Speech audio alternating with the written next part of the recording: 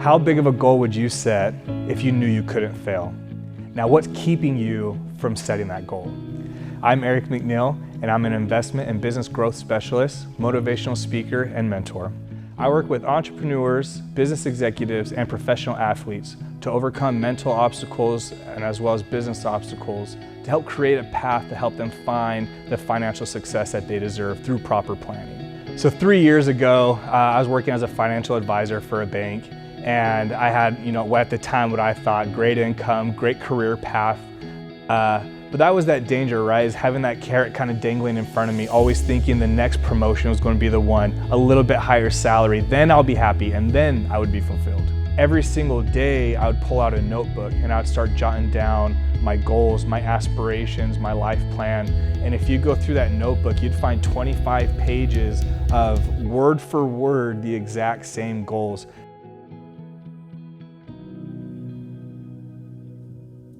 Then I got the phone call that would shake even the most mentally tough people. My boss called and said, hey, we're doing mass layoffs and you've got 1 month to find a new job.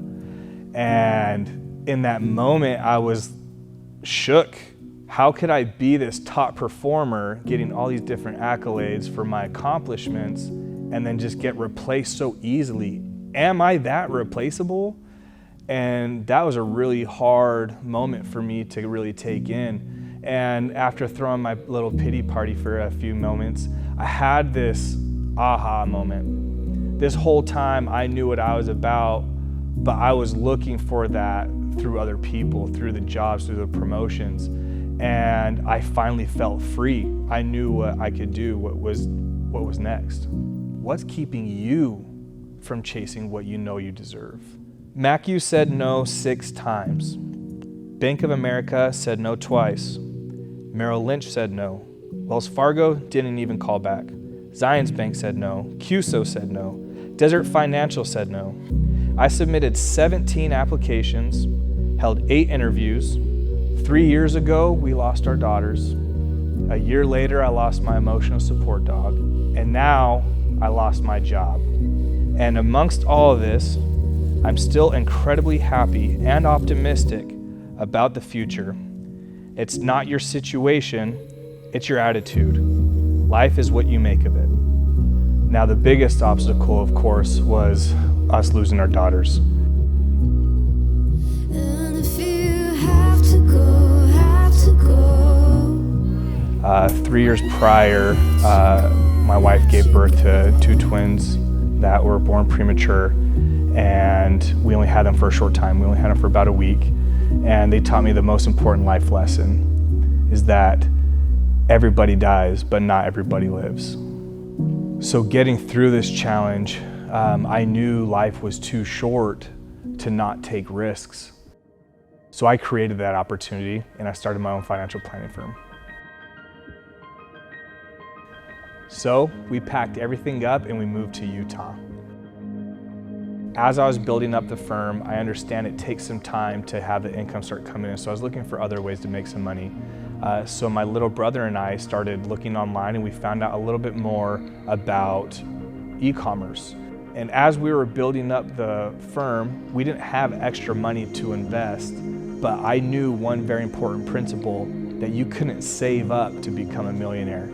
And we finally found a great mentor, got to work, and we were so excited. And in the first year, I made $20,000. So I took a deep look into my process.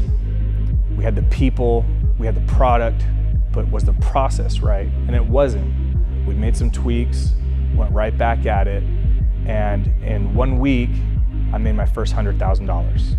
And I was mind blown by these small little tweaks of what it would take to get to that next step. And in that next month, $250,000.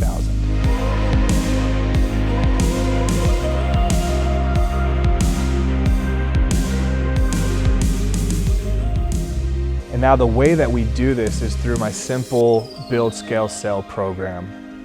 I know this process is daunting. I've been there. I know that journey. But if you want to see your future, you have to create it, because dreams don't work if you don't. I get to work with athletes at the sunset of their career looking to take advantage of what they're passionate about and create businesses outside of being a professional athlete. That intuition inside of you is your future self imploring you to take action. Go take what's yours. Everything that you've ever wanted is literally just on the other side of discomfort. Again, my name is Eric McNeil, and I know the journey because I've traveled it, and I want to be a part of yours, so please let's stay connected. And remember, it's not your situation, it's your attitude.